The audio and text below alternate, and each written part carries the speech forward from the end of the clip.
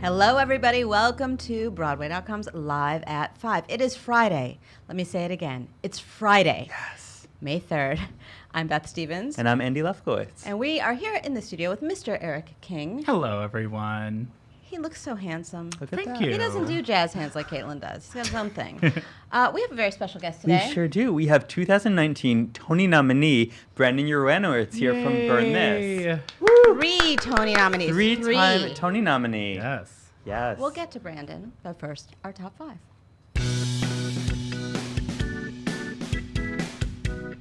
We are so excited about this Broadway-bound musical. I'm not being ironic. What? Look at that. Jagged Little Pill has a theater and dates. So we found out today that the new Alanis Morissette musical will go into the Broadhurst Theater this winter, with previews set to begin on November 3rd and an opening night set for December 5th. So this is the musical featuring all of the incredible music from Alanis's Jagged Little Pill album. Maybe you've heard of it. Yeah, you might have heard of it.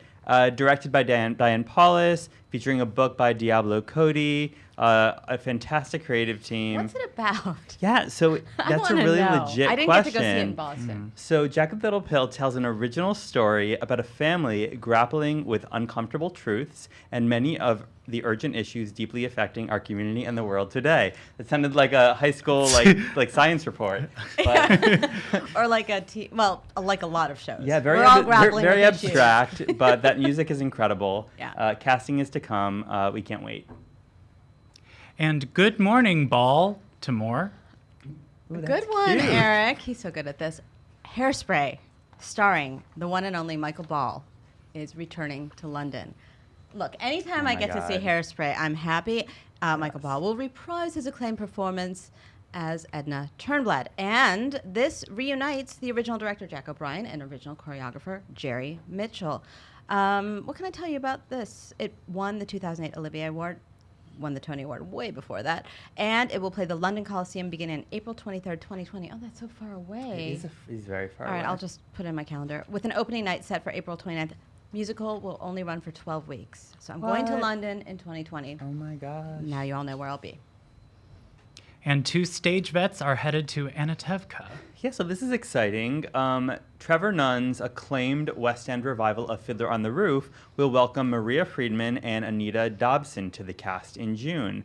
Maria Friedman will replace Judy Kuhn as Golda, and Anita Dobson will replace Louise Gold as Yenta.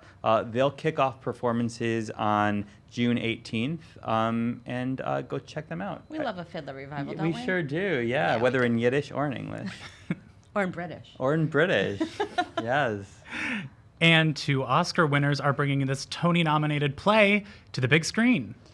We have a very sophisticated and British news cycle today. Only highbrow. Only hybrid. I don't know. There's nothing going on Broadway. That's why. Anthony Hopkins and Olivia Colman, who just won an Oscar for The Favorite, and who will be going into The Crown, more importantly. Thank you, Eric, for So exciting. for the sighing. They are going to do the film adaptation of The Father, which is a Tony-nominated play by Florian Zeller that played at Manhattan Theater Club, starring Frank Langella, who was also nominated for a Tony Award. He won a Tony Oh, Award. he won. Yeah. Yeah, don't. It's about memory loss, and there you go. So this is happening soon, and it was translated by Christopher Hampton from the original French. This is exciting. It's a really meaty role for Anthony Hopkins, and Yes. I'm really excited to see what they do I'm with it. pumped about it. And a Broadway-aimed musical is stripping down its creative team. Oh my gosh, Eric, that's really good. But kinda yeah. So we found out today that a planned workshop presentation of the Magic Mike musical was canceled, postponed this week because much of the creative team has exited the production. Writers Roberto Aguirre-Sacasa and the composers Tom Kitt and Brian Yorkie have exited the production due to creative differences. Trip Cullman and 2019 Tony nominee Camille A. Brown remain on board with the production. Director and choreographer. Director and choreographer for the musical. It's still supposed to have its world premiere at Boston's Emerson Colonial Theater beginning on November 30th and opening on January 5th, and a new writing team is still to be announced. Wow. Okay, Yeah. so we have a few more things on the site, and then we will get to Mr. Uranowitz. Yes. The Cher Show was on the Today Show. Check that out. A book scene. There's some things to check out there with all the shares and the sunnies and the people. Broadway.com's Audience Choice Awards will close the voting for nominations on Sunday, May 5th at midnight. Actually, at 11:59 p.m. Brandon Uranowitz is behind the camera pointing to himself. Yes, you can y'all still vote for him, Brandon. nominate him. And then voting will begin the week after. There's a Show People episode with Thomas Schumacher of Disney Theatrical, 25 years of Disney on Broadway, and he has some things you want to hear about, like an Aida revival, like a Beauty and the Beast revival. There are gasps, there are sighs, Yes. and like The Princess Bride, which is in the works. So definitely check that out. Hey, Andy, thank you. You bet it, girl. Mr. King, Yes. will you please tell us about our guest? Absolutely. Okay. Brandon Uranowitz made his Broadway debut in 2011 in Baby It's You, going on to star in An American in Paris, Falsettos, Prince of Broadway, and The Band's Visit. You may have also seen him on TV in The Marvelous Mrs. Maisel and Fosse Verdon. Most recently, though, the Triple Threat racked up his third Tony nomination for his performance as Larry in Burn This, which is what he's here to talk about today. Follow him on Twitter and Instagram at BranUran, and please welcome Beth and Brandon. Aww. Wow. Brandon, Yes, darling. how are you? We don't need to do an NPR voice. Hey, Brandon. It's like ASMR, with the like. First of all, I adore you. This is your 4th, 5th, or maybe 17th time on Live at 5. It's my favorite place to be. It's a tradition. I love your shirt. You got a little heart. I love your shirt too. We both wore Stripey. stripes We're a little today. stripey today. What a week. It's been quite a week. It's been a week. It's So been a really first of good all, week. Mazel Tov on your 3rd Tony nomination. Thank you. I wish I knew how to say thank you in Hebrew. Me too, whatever. Okay. First of all, this is the first time you've been nominated for a play, It is. and also the first play you've done on the Broadway. It is. That's very special. Tell me about that. It feels really nice. I'm just very grateful to be doing a play on Broadway. I've always wanted to do a play on Broadway.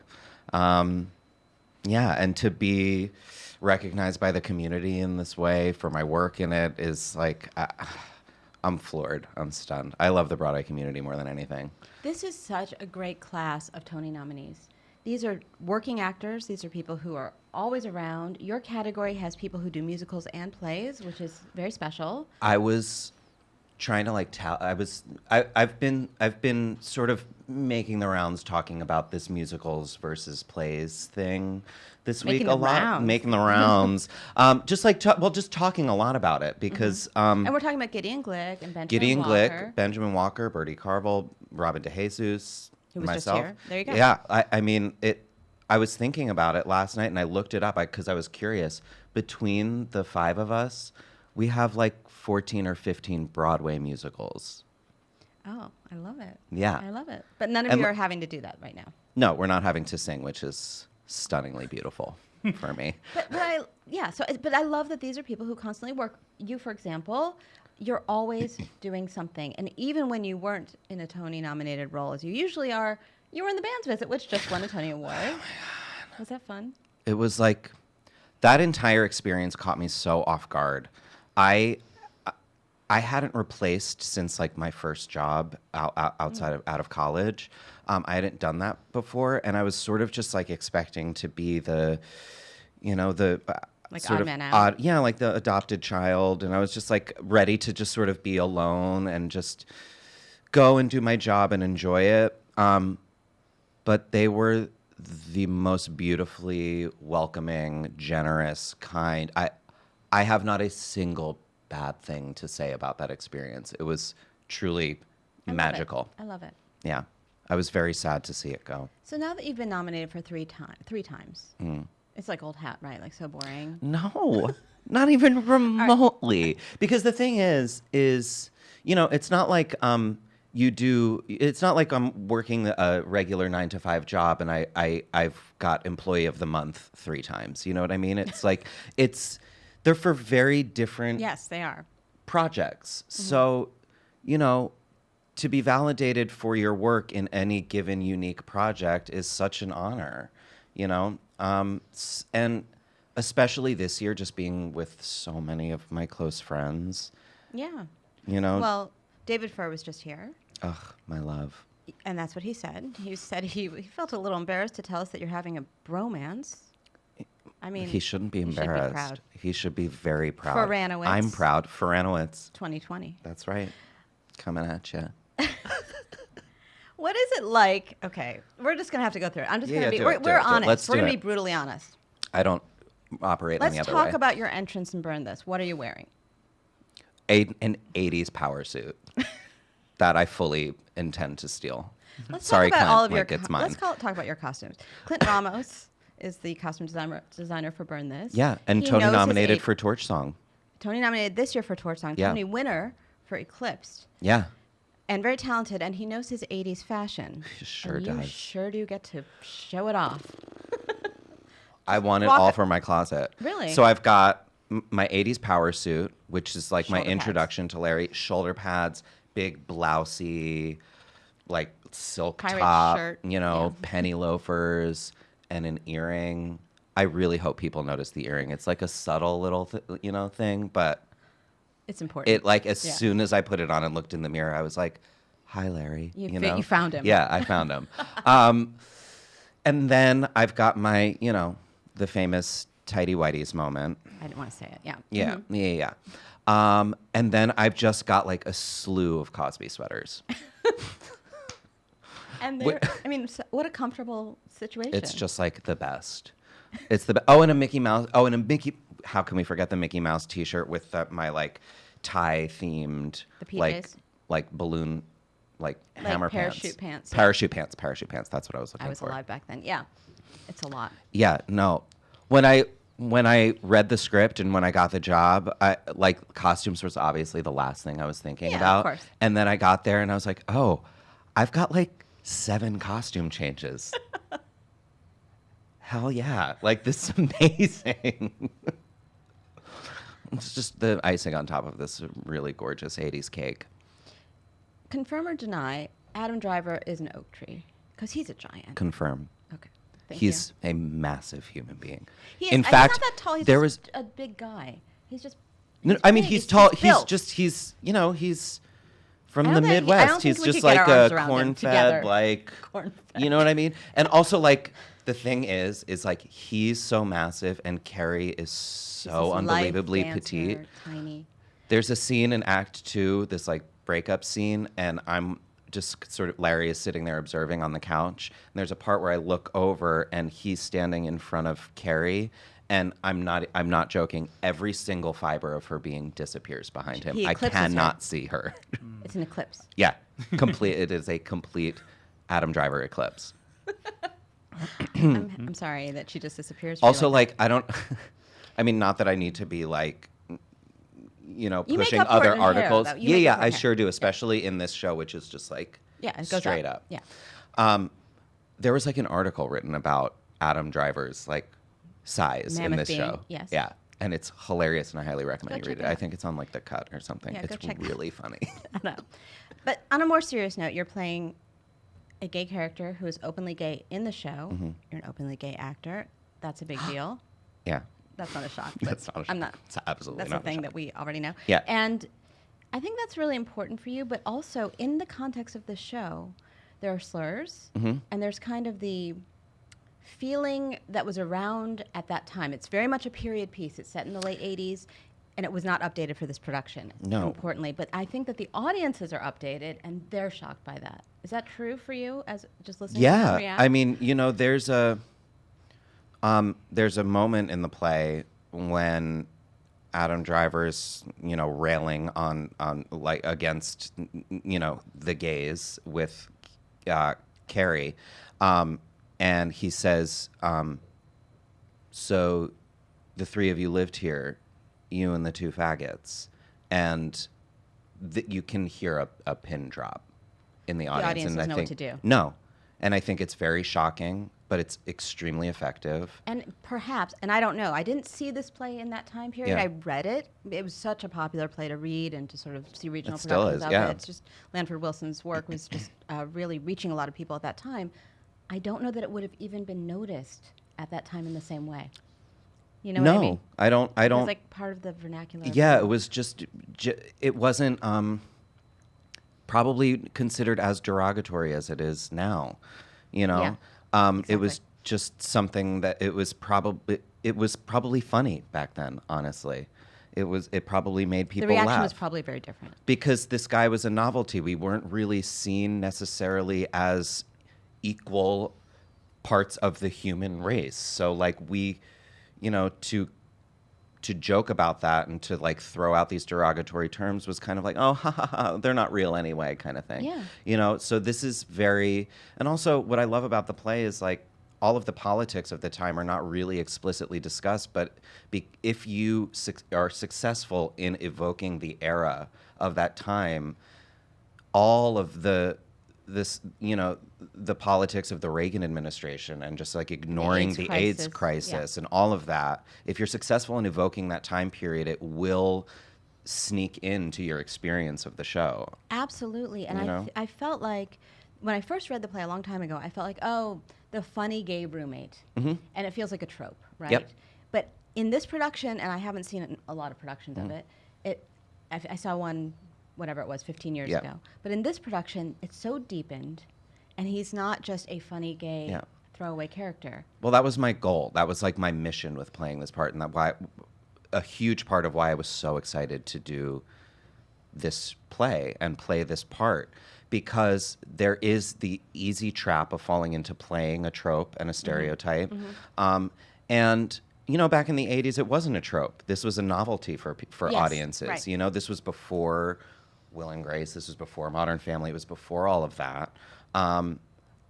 And now that we have those reference points, my goal was to make him as human and authentic and real as possible, while still, of course, honoring Lamford's mission of making him funny. Like, he's a comedian, you know? His lines are zingers. But they are he funny. has But to be funny. But they have to be grounded in truth, and they have to be, you know, there is blood running through his veins, just like everybody else on that stage, Right. you know? So I that was feel my like goal his, as an his actor. comedic exterior is probably what gets him through the office day. It's for survival. He I get puts on that. the power suit, Yep. and he puts on the... And he puts on the suit of comedic armor, and Yeah. he walks through the day. That's how I got through high school. Really? I can Yeah. imagine. I mean, you know, I mean, now people come out when they're 12 or whatever, which is which fantastic. is beautiful and amazing and wonderful, awesome. but I did not grow up at that time. Right. And so, you know, to be liked and to be acknowledged and to be, you know, rewarded for something. I was the funny one. I was the funny guy in high school and some of college. You know what I mean? Well, I you're still funny, understand but what yeah. that means. I understand what that means to put on that protective layer to get through the day. To distract from who you really are, perhaps. Yeah, exactly. Okay. That was deep. But Yeah.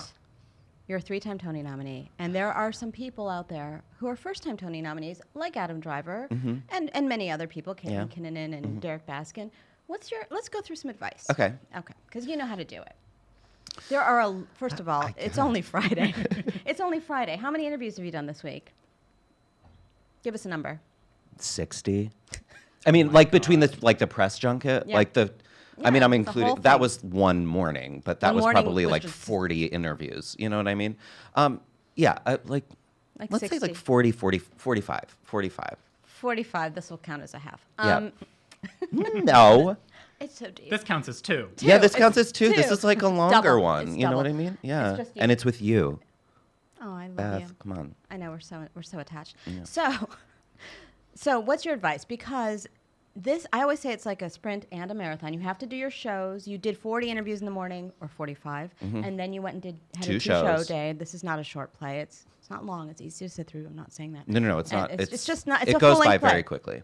but it's a full-length play. Yeah. You have 7 costume changes. So there's a lot to get through. Yeah. You know, I mean, 8 shows a week. It's their thing. It's not like the Oscars where the movie's done. Yeah, and yeah. then you just, and you know, just do the press. Right. We are still working very hard So tell me which of with important people in the audience too. Oh, that's right. You The know? Tony voters, You and know? also the ticket buying audience. Yeah, of course they are Those also people. important as well. Yes, that is what we meant the whole time. but my question is, so there are lots of events that happen. Which one's Yeah. the most fun? The Meet the Nominees luncheon The Meet the Nominees luncheon, which is I think in like 2 weeks, and that's when you get your certificate, your like framed certificate. And there's no press There's then. no press. You just talk to your fellow You just people. talk to your fellow people. You're with it's just for us. It's like, in a beautiful space. They give you some lovely food. We get to dress up and we receive Your plaques. our plaques. That is the best day. That is the day I look forward to the most. What is something that every Tony nominee should know to do? What should they be able to do? Like have fun with it. Right, not take it too seriously. No, take it seriously. This is a big moment for you. well, This is huge. But I remember being so stressed out the first time and just like wanting to make sure that I talked to the people that I needed to talk to and said all of the right things and made sure I talked about the show in a way that made people want to come see it. And You had a neurotic break. Yeah, I Okay. was. I mean, and like I'm prone You're to you? that. Really? Yeah. Are you shocked? I had no idea what. So, and by the time I like could calm down, it was over. So, Good thing you've had 2 more tries here. but like that's the other thing is I didn't know that, Right, of course not. and like this could be the last one. So I am taking in every moment. I am trying to be present in every interview and enjoy the moment and not be hard on myself if I say the wrong thing. And I'm just enjoying being with my friends and being a part of this community and taking this moment to feel proud and present with this community that I like have been dreaming about being a part of since I was a child. Child actor. What is the craziest question you've received in these 45 plus these 2 today interviews? I mean, honestly, Beth, it's probably one of the ones that you asked me in our like rapid fire. We do try and make you laugh. We do. Oh, actually, I want to address this Oh, because okay. speaking of like taking my own advice and being present, when you asked me who was the person I looked up to, I think it was the The person. Broadway star you wanted to be when you were a kid, Okay. I said Patti LuPone, which which is the correct answer. is absolutely a correct answer. But You meant Mandy Patinkin. No, I'm sorry. Go on. no, I was thinking about it when I was going home that night, and I was like, I truthfully, as a child, I remember wanting to be Boyd Gaines. Oh, that's such a nice person to want to be. Yeah. What show was he in? Crazy for You, Okay, yeah. which my dad took me to see 6 times. And like, 6? obviously I wanted to be Patti LuPone. Like, who doesn't want to be Patti Right. LuPone? Right. I But think your very dad speci- wanted to be Patti LuPone. My dad wanted to be Patti Mama LuPone. He wanted to be Michael Cerveris. He Yes. wanted to be Hal Prince. Like, my dad just, yeah. He But loves theater. He does, but he does real estate, so. There you go. Oh, well. But like, Boyd Gaines was very specifically someone I saw myself being able to, I was like, this Do is you a want to guy. redo that question? We should. Yeah, ready? Okay. Which I'll look directly at the camera. Look directly at the camera. Okay. Which Broadway star did you want to be when you were a kid? Boyd Gaines. Thank you. Correct answer. Yeah, You won. right? Yeah, Thank you. you're I won. All right, we need to take your questions, and I've been hogging Oh, your time. okay. So we're These gonna people. have a few questions Okay, really from. quick. Lauren Blatt says, Toda is thank you in Hebrew. Oh, that's right. Um, I did know that. Toda. So now we know. Grace Now you know. would like to know, what would your ideal bonding day be with you and your fellow Tony nominees in your category? Ooh, such that's a a good great- Ah, category. Boys day out. Boys night Yeah. out. I think like a great brunch. Mm-hmm.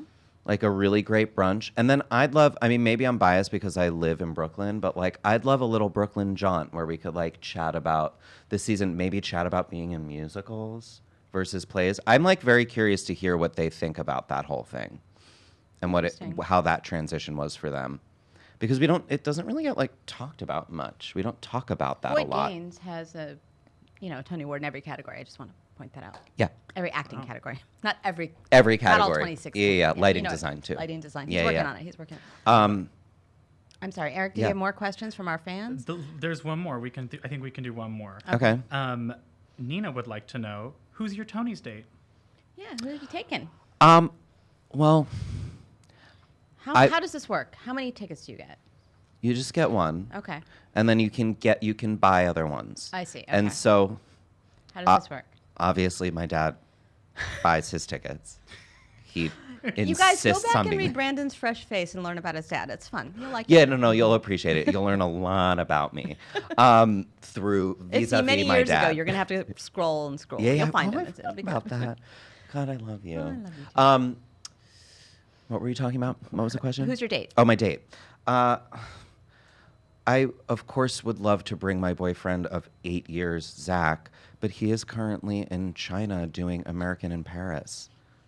Interesting. Yeah, it's not wild. So, So, empty seat, empty seat. like Elijah? Well, I think the empty seat will be. I'm gonna have my mom, That's but not I'm empty. also going to bring my best friend from college, Molly Hager, who is currently in Waitress. Okay. By the way, I know we've got to go. Okay. Tony nomination morning, since you've got your Molly Hagers and your Robbie Fairchilds in your life, Oh yeah. tell us what happened. Just tell the story. Okay. Truly the You're in your most PJs. beautiful thing that's ever happened to me. I'm in my PJs. I'm watching the announcements because I was rolling around in my bed at 6 o'clock in the morning, and I was just like, screw it, I'm going to get up and watch. And Brandon Victor Dixon had not even finished saying my last name. And my Uranowitz is Yeah. how you pronounce it. Is that what he said? No. Okay. He was very good. He was very good. He said it correctly. He did. He had barely finished saying my last name, and my buzzer rang, and down in my lobby, the lobby of my apartment building, was Robbie Fairchild, Sarah Esty, and Rebecca Eichenberger, three of my closest friends from An American in Paris, and they were blowing noisemakers into the intercom buzzer, thing, yeah. the buzzer thing, and they brought me bagels and champagne. Which is the breakfast of Of champions. Jewish champions. It was remarkable. I'll never forget it. So they were listening on the phone and just waiting to hear your name. Yep. And then And if it- they didn't hear your name, what was going to happen? I asked them that question because Yes. I thought Plan B was going to be the Plan A. You know what I mean? Like that. They would I just th- come anyway and help you. No. commiserate, or- No. I just thought that like I was just sure I wasn't going to get nominated. Right, So of course. they were like, I was like, what was your Plan B, you guys? And they were like, sad bagels. Oh, sad bagel. Sad bagels. We were going to ditch the champagne. Yeah, they were just like, well, they were going to ditch the noisemaker. no, No, you- just sad bagels tears and into drinking. the champagne. Yeah. I was like, sad bagels. Okay, let's start a band. The Sad The Bagels. sad bagels. Or a memoir. Yeah, or a memoir. Whatever. Sad bagels. Sad bagels, a memoir. I'd buy it. You guys, go see Burn This, Please do. starring this guy, Adam Driver, Kerry Russell, and David Furr, and you'll get to see the bromance. You'll and definitely you'll get get to to see be in the the bromance. historic Hudson Theater. Oh, It's so gorgeous. It's such a pleasurable experience, you guys. So much legroom. Truly. Thank you. Thank you, for Beth. joining us. My I hope pleasure you get as some always. rest with your many show weekend. I won't, but I love it. I love it too. Yeah. Eric, will you take us on out? I'd love to. And pre-order Sad Bagels on Amazon now. Thank you so much for tuning in. We are live at 5 every single day on Facebook. And if you like a podcast, we've got a podcast. So go to wherever you get those and slam that subscribe button. Tune in on Monday when we talk to the newly minted Tony nominee for Choir Boy, Camille A. Brown.